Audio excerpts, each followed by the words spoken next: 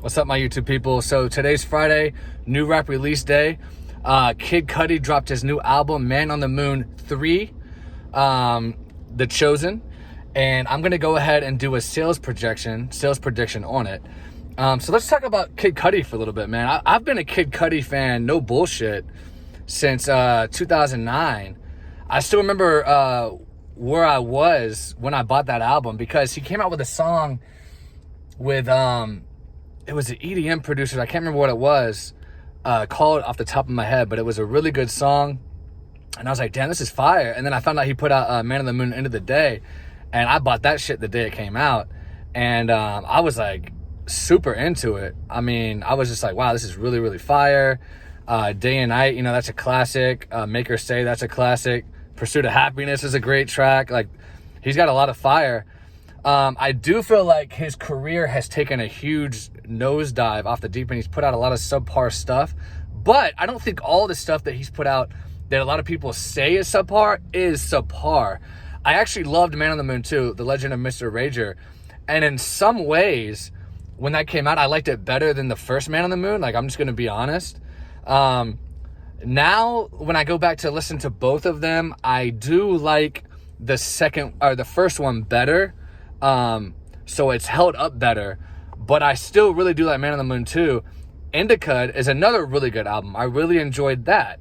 And for those who don't know, I actually recently found this out because, back in the day, I didn't really, I did check like who produced stuff, but, for some reason I didn't look into this one for whatever reason. And it turns out he produced the entire thing. And I really, really actually enjoyed that album a lot. One of my favorite songs was Young Lady with Father John Misty. Father John Misty, I thought he really killed the chorus. So I really liked Indica a lot. Not as much as his first two, but I did really enjoy it. And then Satellite Flight came out, and a lot of people were hating on that. I actually really, really enjoyed Satellite Flight. I don't know, it just had some cool beats on it, I thought. It was kind of short. I think it only had like 10 tracks or something like that. And some of them were like instrumentals, but the songs where he rapped on it or sang on it, whatever you want to say, were actually good. Now, then he put out Wizard right after that, or actually in between those two. Or it might have been right before Indica. And I really actually liked Wizard a lot. Like, to me, that was fire. I actually bought that. There used to be this store. They went out of business now. I think it was called Hastings or something like that.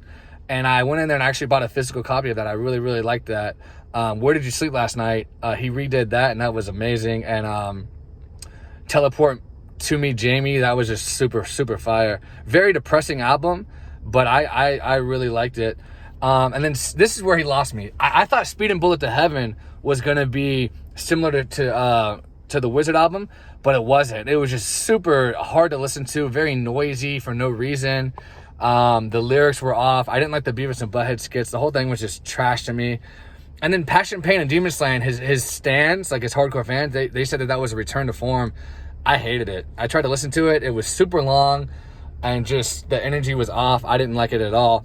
But then he put out Kids See Ghosts with Kanye, and I actually really liked that. I wish it was longer. There was only like 7 tracks. It's funny how he makes all the stuff we don't want to be long, super long, and then we're like, damn, this is going on forever, and it sucks. And then the one where you want to hear more, Kids See Ghosts, it kept you wanting more. I'd rather be kept wanting to hear more than be like, when is this going to end? So I really like Kids See Ghosts. And now he put out Man on the Moon 3.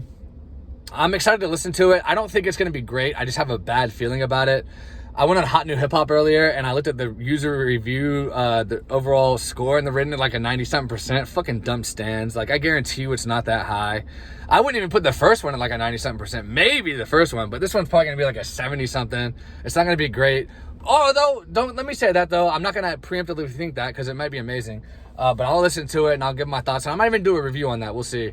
But looking forward to hearing that. I'm a big Cudi fan. He did a song with, I think it was called Good Times with Juice WRLD. The Juice WRLD song was fine. I think he did it posthumously, or he did it after Juice had passed away. It wasn't like they got in the studio together, but really like that song.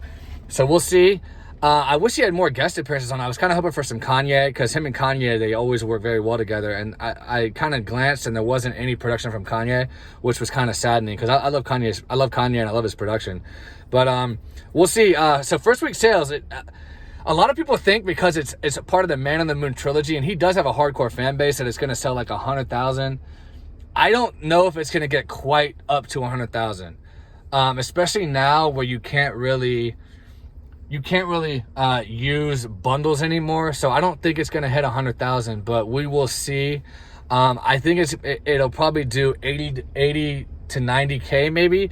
If it does hit the low 100s, I'm not going to be shocked, but I'm going to go a little more conservative on this because his last few albums outside of Kids See Ghosts, that one did well over 100,000, but that was a huge collaborative thing and the reviews were amazing. And I don't know how the reviews are going to be on this new one. We'll see.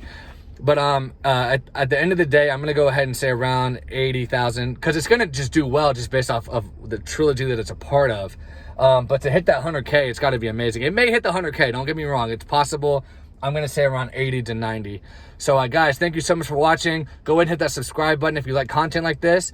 Let me know what you think it'll sell in the first week and in the comments. And go ahead and give this video a like. Thank you so much, guys, for watching. And I will talk to you soon. Have a blessed weekend.